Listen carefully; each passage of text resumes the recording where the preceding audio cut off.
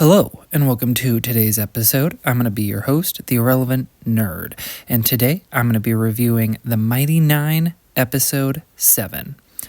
So we've made it to the penultimate episode of the season, so want to go ahead and talk about it just like I've done all of the other episodes so far.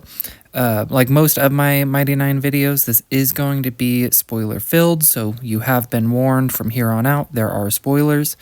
After getting the magical compass last episode, the Mighty Nein get a new concealment amulet for Caleb and get offered a new job to try and steal the Luxon beacon from Trent Ickathon. And the group all sort of have different feelings about how they should proceed forward. And so instead of accepting the mission, the group decides to break up instead, I guess.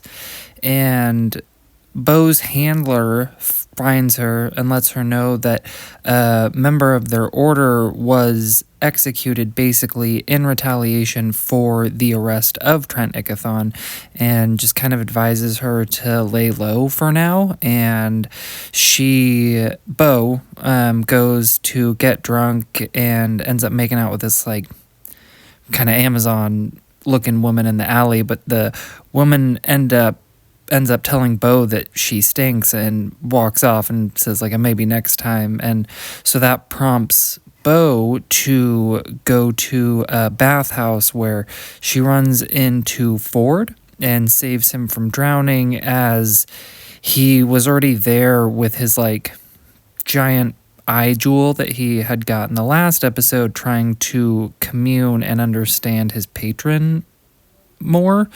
And so they kind of end up together, and then Caleb and Knot end up kind of disbanding together, but then Caleb ends up abandoning Knot after he is able to summon his family cat. He decides to try and kill Trent himself because he doesn't want to put Knot or anybody else that he knows in danger. But on his way to Trent, he gets intercepted by the other Volstruckers, who let him go but warn him that they won't hold back if they see him again. So they tell him, for his sake, you need to run. And Jester ends up running into Knot after Caleb abandons him, and they go on their own little side quest and vandalize some sort of temple so Jester can try to call her patron, the Traveler, which is unsuccessful. And I'm kind of starting to feel bad for Jester being consistently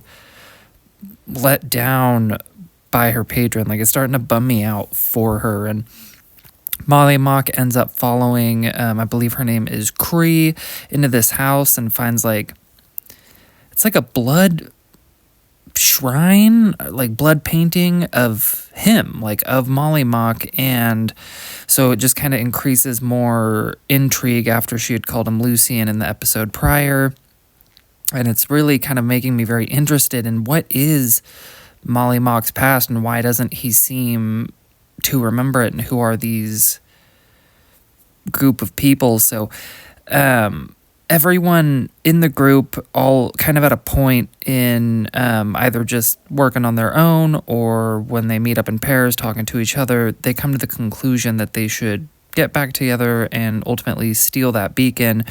Or I love how Knot puts it, they all decide to be motherfucking heroes. And that's the A story.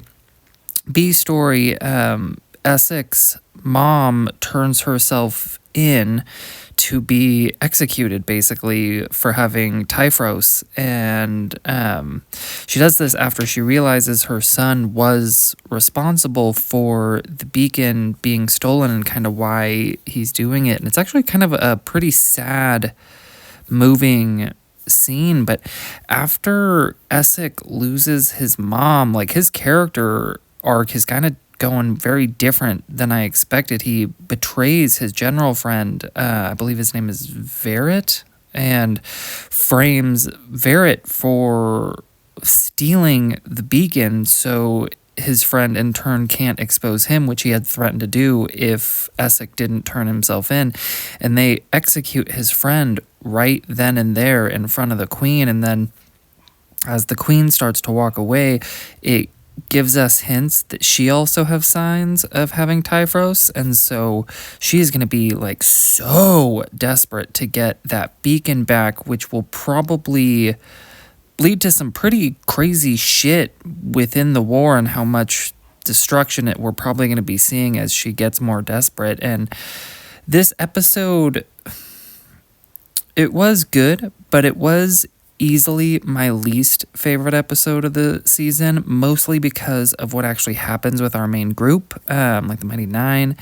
They finish the episode where they started, like back together as a group after breaking up for kind of seemingly no reason, and so the pacing just felt very off, and it's kind of a weird way to pace the season, to slow it down so much before your finale, because the penultimate episode is supposed to like build your hype, and I do think there are things that happen in this episode that did that, but there was something really lacking in this episode from me. But like I said earlier, it is a good episode. It's like I would say I'm still going to go with a 9 out of 10 on the episode. I think it's great, and I think it's fleshing out the characters, just the pacing felt off. So I do have to give it that ding. And even though it didn't set up like a ton of crazy stuff or really leave on a cliffhanger or anything like that, I am very hopeful and still very excited for the finale, which comes out in just a couple days because they're releasing it early instead of releasing it on, Christmas Eve? On Wednesday, which is the day that it normally comes out. It's going to be coming out this Monday instead. So I'm going to check it out that day. I'll be excited to review it and kind of recap the season. I have a Fallout review that I'm working on very soon for the premiere of season 2. Of course, as always, let me know what you think. Is this your least favorite episode too? Did it kind of feel not like pointless, but like maybe pointless in a way for the group, the Mighty Nein, as they did have some nice moments, but ultimately didn't progress forward at all. But I would love to know what you think. Comment down below, and I'll see you in the next one.